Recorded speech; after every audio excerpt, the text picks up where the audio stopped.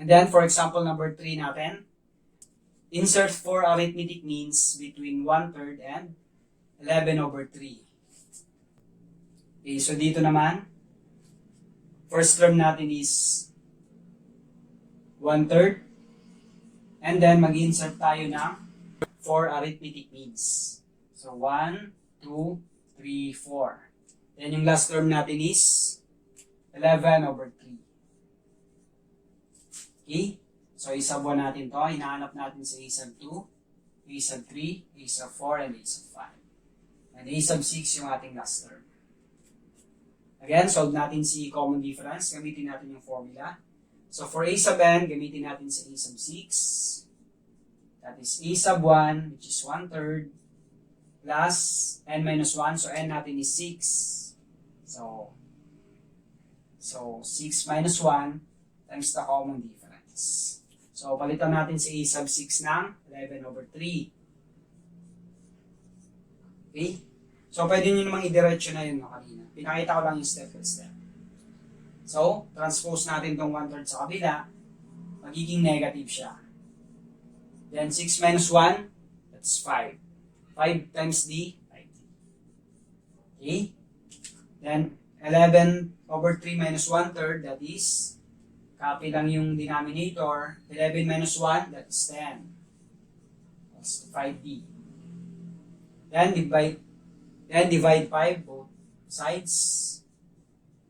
So, cancel na to. D is equal to 10 divided by 5, that's 2. So, 2/3. So, yung common difference is 2/3. Now, solve na natin yung mga terms. So, a sub 2 is equal to a sub 1 plus the common difference. So, a sub 1 natin is 1/3 plus the common difference, 2/3.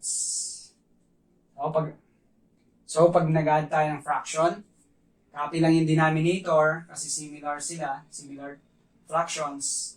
Add natin yung numerator. 1 plus 2, that is 3. Or 3/3, that is 1. So, a sub 2 is 1. Okay? And then, for a sub 3 naman, a sub 4 plus a sub 2 plus d. Okay? Yung preceding term niya. So, a sub 2 natin is 1 plus the common difference, 2/3. Then, 3 times 1, that is 3, plus 2, that is 5. Then, copy lang yung denominator. Okay? So, a sub 3 is equal to 5/3. Then, for a sub 4, that is equal to a sub 3 plus the common difference. So, a sub 3 natin, that is 5/3. Plus the common difference, 2/3. So, similar fractions sila. Copy lang natin yung denominator. Then, add natin yung numerator. 5 plus 2, that is 7. So, a sub 4 is 7. And then, lastly, a sub 5 is equal to a sub 4 plus the common difference. So, a sub 4 natin is 7/3. And then, yung common difference natin, that's 2/3. Again, similar fraction. Copy lang yung denominator, then add natin yung numerator. 7 plus 2, that's 9. Then, masimplify pa natin. 9 divided by 3, that's 3. So, therefore, a sub 5 natin is 3. So, now, nakuha na natin yung mga terms. So, a sub 2 is 1.